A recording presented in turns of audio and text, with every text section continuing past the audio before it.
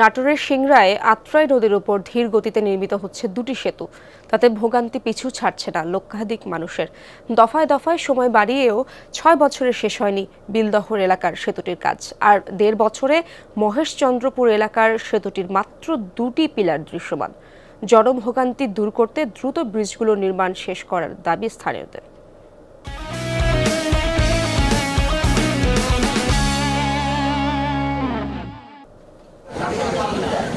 নাটোরের সিংড়ার বিলদহর এলাকায় আত্রাই নদীর ওপর ২০১৮ সালের জানুয়ারিতে শুরু হয় সেতু নির্মাণ কাজ। স্থানীয়দের দীর্ঘদিনের দাবির প্রেক্ষিতে ১২ কোটি টাকার এই প্রকল্প শেষ হওয়ার কথা ছিল ২০২২ সালের ৩০ এপ্রিল। অথচ ২ বছর পেরোলেও এখনও শেষ হয়নি নির্মাণ কাজ। সেতুটির নির্মাণ কাজ শেষ না হয় নদী পারাপারে ভোগান্তি পিছু ছাড়েনি আনন্দনগর, কৃষ্ণনগর, কালীনগর ও বিলদহর গ্রামের বাসিন্দাদের। দফায় দফায় প্রকল্পের মেয়াদ বাড়ালেও কাজ শেষ না হয় ক্ষুব্ধ স্থানীয়রা। এজন্য ঠিকাদারের গাফিলতিকে দুষছেন তারা। এত অসুবিধায় আমরা পার হই যে কখন বা নৌকা ডুবে যায়। লোক চলাচলের সংখ্যা বেশি। আমাদের এই নৌকা দিয়ে আসতে খুব অসুবিধা হয়। এক নৌকা পিছ পড়লে মানে যে স্কুলে অনেক দেরি হয়ে যায়। মা হিসেবে আমরা অনেক আকিন্ত থাকি যে বাচ্চারা স্কুলে যাচ্ছে, নদী পার হওয়া তাদের সঠিকভাবে পার হতে পারছে কিনা। যে কন্ট্রাক্টরের নিচে ইনি গাফিলিয়াতে করার জন্য আজও পর্যন্ত আমরা এই এলাকার লোকগুলো, বাচ্চাগুলো স্কুলে আসতে পারে না। কত দুর্ভোগ পোহাচ্ছি আমরা।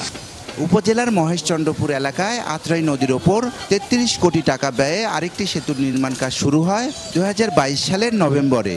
১.৫ বছরে দৃশ্যমান মাত্র ২টি পিলার। অথচ চলতি বছরের ডিসেম্বরে শেষ হবে প্রকল্পের মেয়াদ। তাই সহসায় ভোগান্তি লাঘব হচ্ছে না কোতোয়াবাড়ি, শাওল, কলম ও মহেশচন্দ্রপুর এলাকার বাসিন্দাদের।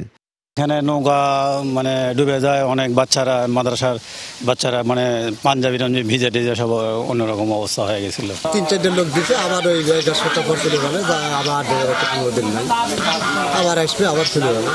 কিন্তু কাজ তো ভালো সুবিধা না। দুটি সেতুরই ঠিকাদার একই ব্যক্তি। বিলদহর সেতুটির নির্মাণ কাজ শেষ পর্যায়ে দাবি করলেও মহেশচন্দ্রপুর সেতুর বিষয়টি এড়িয়ে যান তিনি। আমার ভাই করতেছে, জাহান বলতে হবে না, যেহেতু আমি জানি না কাজটা করতেছে, আমি যেহেতু যখন আসে ভাই বলতে হবে। বাস্তব কথা বললাম, ঠিক আছে, কারণ দিনটার মধ্যে কাজটা শেষ পর্যায়ে। কাজ শেষ করার জন্য ঠিকাদারকে বারবার তাগাদা দেওয়া হচ্ছে বলে দাবি করেছেন সংশ্লিষ্ট কর্মকর্তারা। মহেশচন্দ্রপুর সেতুটির জন্য প্রয়োজনে পুনঃদরপত্র আহ্বানের কথাও জানান তারা। যে টাইমের ভিতর কাজ শেষ করার কথা ছিল, ওনারা সেই টাইমের ভিতরে কাজটা শেষ করতে ব্যর্থ হন। তো পরবর্তীতে এইখানে যে ভেরিয়েশনের প্রয়োজন হয়, ওই ভেরিয়েশন নিয়েও আমরা কাজ করি। আর আমাদের ওই পরিবর্তিত ডিজাইন অনুযায়ী কাজও শেষ হওয়ার পথে। অগ্রগতি ত্বরান্বিত করার জন্য আমরা ঠিকাদারকে চিঠি দিয়েছি এবং আমাদের প্রচেষ্টা অব্যাহত থাকবে। তারপরে যদি ঠিকাদার করতে ব্যর্থ হয় বা প্রোগ্রেস নিতে ব্যর্থ হয়, তাহলে আমরা অ্যাজ পার টেন্ডার ডকুমেন্ট এবং পিপিআর রেট অনুযায়ী ব্যবস্থা নেব। দুটি সেতু চালু হলে জনদুর্ভোগ লাঘবের পাশাপাশি এই অঞ্চলের অর্থনৈতিক কর্মকাণ্ডে গতি আসবে বলেও মনে করেন স্থানীয়রা।